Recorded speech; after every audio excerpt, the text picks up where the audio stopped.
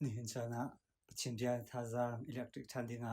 chanta chang suroi kamu cha hen pachin chu wa lomnak bia ka chin rv angai tu zum tu nan dilak chung zonga boipani athan chuan np kaw na se tutani pachin bia kan nu bupi ni akan timpiak ni chungin awe khatnak bible okni nak siang para angan nga anhei pakhatin thenga chung ta kha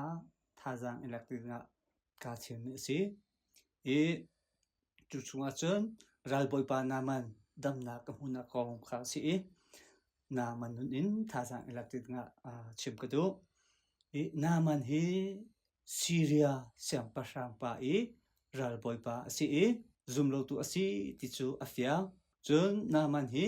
mitha asi ti jong kha kan hu kho miral tha mi thong asi ti jong kha kan hu kho asina en naman hi zot nak arkai mi asi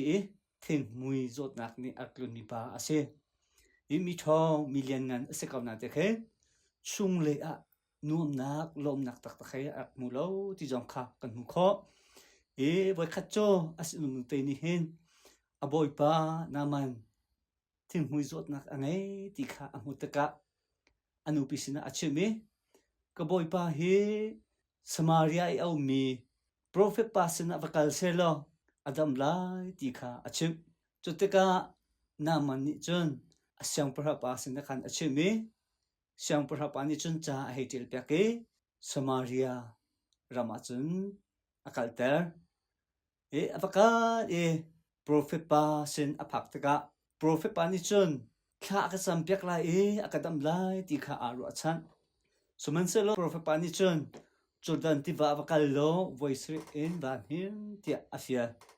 chuteka naman chu achin ho tuke zeiruanga da kan khwa kan rama ti va ta ampi an ko tung Israel ti va thanga chu kan him lai ati akir ti se apong e omi asunum nani chun kapa vakal thando prophet pan an chel mi hi vatu ako nadam ko lai ti kha an chimteka prophet pa bia bang in Jordan ti va voice a him chute chun dam na kamu ti kha kan hu hi kha zon te ro ok ngai pakhat umi chu hi naman ni hin dam na kamu khona ding cha apakhat nak lam asel pyak tu asinum nu asi ti kha kan thai chun naman dam na kamu na ka hin Jordan ti va him ti kan hu na dam nak tak tak amu mi dam nak tak tak ape tu hi Jordan ti va aselo ti mi te khanin achim kadu pachin bian afyang te akan chimi cho asaya angan som nga le pathum antuk na vol in dam na kan hu ate nang la kai dam na kan hu nak tak tak chu Jordan ti va asalo sili ahi asalo chuti ka chimte ka khain sili ahi kan man ok asalo ti nak asalo dam nak tak tak kan hu nak chu kan boy pa Jesu Christ thi sen thong en se cha chon ika naman zot nak dam nak amu nak cho boy pa ni Jordan tiva mangin dam na apek pantuken nang le kay zong dam na kan hu khona ding cha boy pa ni hin ahin akan som dam na kan titakahin kharau dam nak umi taksa dam nak zot nak song he kharau zot nak umi taksa zot nak cha chen taksa kan dam mi kharau zo nga dam nak tam ti kan hu khona ga chon kan boy pa Jesu Christ ni akan fiel mi amma bia ba bantuk ten kan tua akan chun dam na kan hu kho ti mi te zong kha chim kadu chun atu ka chim bantuk khan hi naman dam na amu na ka hen pathian ni prophet pa mangin dam na apek ti mi zo ka kan mu prophet pa bia bantuk ka te in atu ate kan krifano na ka hen abipik nga mi pakhatcho ni vete kan cholcha na kan tua sana bia te hi boy pa bia bantuk te in achol chang mi athu adir mi khifa zum tu tha kan se har ngai mi se chon naman dam dak amu khod na dik cha apan hi nak aman nak cho sinum nu te ase hi ka zon te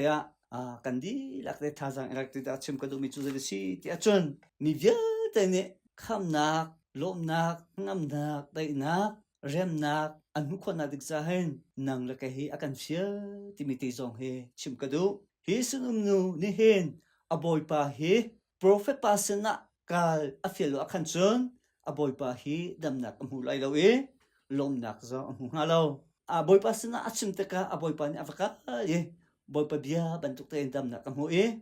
chu damnak amulong chu selo damnak amunak thong in isaram chunga da atilo achon velei chung via te ya pachin lo ti kha fia ten azumi pachin kha athang tha ti jong ka kanmu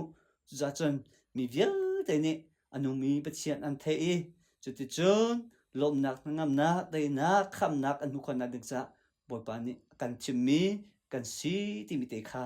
ne jana abi chiangin thajang electin da chimkadu angai tu kan di lak chunga boy pa ni athang thachona kan pyak pyak sam ko se